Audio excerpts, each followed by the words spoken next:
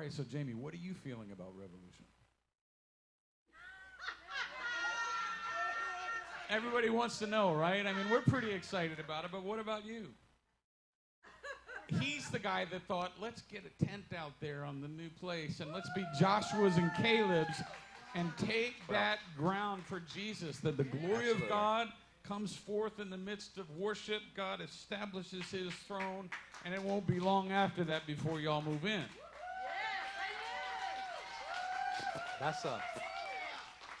That's exactly what I'm seeing, John. So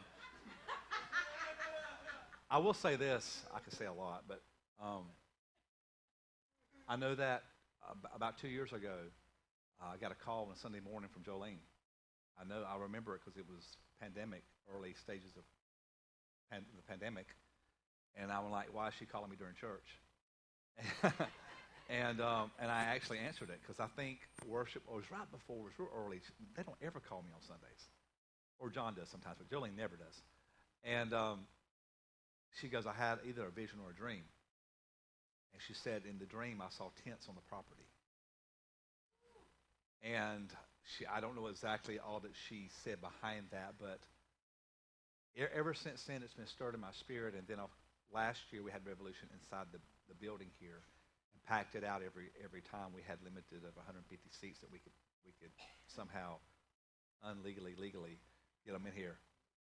And but we were discussing it this year, a couple months ago, and I'm like, are we going to do it again? And we realized, and you said, let's just do it in Brunswick again, burning wick. And I said, well, why don't we put a tent on the property? It kind of goes along with what Jolene was seeing in the spirit, and I'm thinking, absolutely. And then I just automatically started hearing 10 of meetings, where God was going to inhabit, God was going to dwell, God was going to pour out.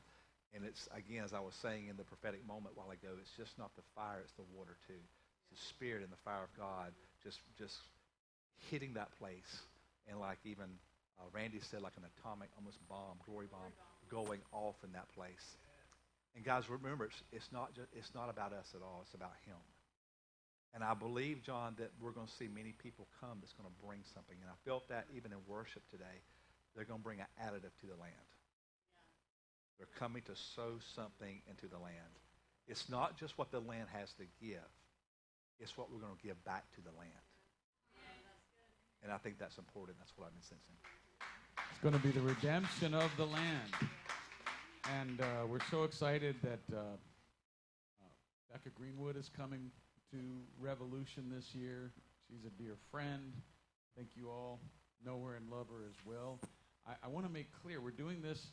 It's exciting for the Lamplighter family to come from all over the nation. I mean, they're coming from all over the nation to join with you. But they're coming because we brag on you out there, and they want to experience the glory that you experience as well. So this is your lampstand. It is your revolution. And every time we've gotten together, whether it's, in D.C. or Philadelphia, or especially here, the visitation of God just begins to manifest. How many of you were here last year when, God just showed up in communion and everybody was face down on the floor crying out. So I just want to encourage each one of you to join in for this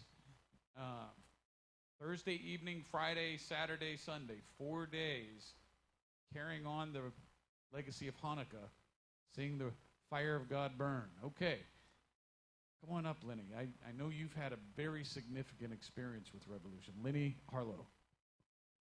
Just before I tell y'all what the Lord showed me, I just want to say, guys, man, we live in Washington, D.C., and we don't get this at all. We're part of the Hamill's Home Group, which is amazing. But honestly, don't take this for granted. My gosh, y'all got a well here. It's like we come from Washington to get filled up. It's just like you guys have such an amazing place. So don't ever take that for granted. So that was your plug. So you can pay me later. Here, let me pay you now. Yeah. So, So now, so I got to say the first thing before I go into the second. But so I had a dream about a month ago, and in my dream I was hovering over a battlefield, and I knew it was like during the Revolutionary War because I was seeing long rifles, swords, those long cannons. And there was this raging battle going on, and it was just like at dusk. So it was, you could see the bombs bursting in the air. And I saw in the distance as I'm hovering, watching this raging battle. It was hand-to-hand combat. I saw a man running with a standard. And I started focusing on the man. And it was almost like he was coming now in slow motion, and I'm watching him go across, the cannons were firing over his head, and the people were fighting around him. But I started noticing that other people were coming and flanking him, and they were making a perimeter around him to help him. And I saw his focus was on something, so I looked to see what he was focusing on, and there was this big mound. And I knew that in my spirit, I knew he has to get that standard, and it's a flag. It's a standard too, but it's a flag. But he has to get it to the mound and plant that. And so as he gets closer, I realized it was John, and he's carrying this flag, and the people start to make this perimeter around him, even though the war is just raging. And he gets right up to the foot of the mound, and he stumbles. But as he stumbles, he holds on with everything he has, with this fierce determination. He's holding on to this flag. And he gets up to the top of the mound, and he plants it.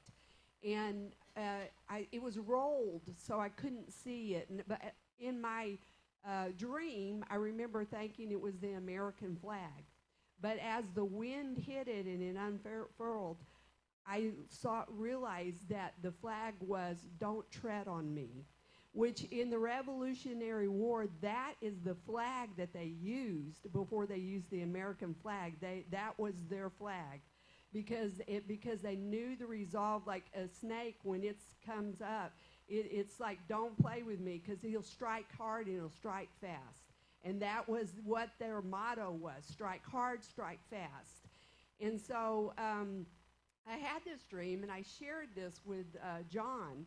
And so John had asked me if I would get on the call, his Wednesday night call, and share this with the people. So that day, while I was just praying, I always like to pray when he asks me to get on the call, if the Lord will just, if you have something you want me to release prophetically, just download it, God. And as I was praying, I shut my eyes, and all at once I go into this vision. And what I saw was a calendar, and I saw the month of December. And then I saw 9, 10, 11, 12. And as I saw these, they would raise up off the paper 9, 10, 11, 12. And I saw blood come out. I saw a hand come out of heaven like a fist, and it had a signet ring on it. And I saw this blood dripping, and it hit each one of the dates, and then I saw that signet ring come down and seal the date, and it turned into a wax red seal, each one of those dates. And I heard the Lord then say, battle mantles and perimeter angels. And that's what I believe the Lord is releasing during Revolution. It's a cry for our kids. That's what the battle's about.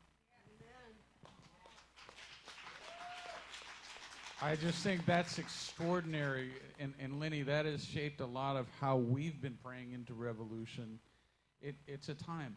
Imagine the Lord himself, the very hand of God, that crucified and resurrected hand that now holds the signet ring, the seal, where he decrees a thing, and it is established. Amen. He is reaching down pouring out his blood upon Brunswick Amen. over these dates of revolution. And his very hand is coming to seal something. Every day, a new seal for a new decree. I don't know what's going on, but the Lord has his eyes on Brunswick. He has his eyes on Remnant. And I'm telling you, there's something that he's going to bring forth here that's going to shift the nation. I believe we're entering into shaking. We are entering into awakening. As I saw today, really cool. I saw the Lion of Judah appear. And his roar was releasing the scrolls of destiny. So I don't know what it's going to be, but we are going to partner with the Lord and partner with each other to see the destiny of the nation secured. And in the midst of this, we're going to experience revival. We are going to go into the waters and get cleansed and be those living scrolls cleansed and ready to be read by all men. We've been bragging all throughout the nation about the baptism revival here. How many of you have enjoyed the baptism revival? How many of you, your lives have been changed? Listen, they're coming.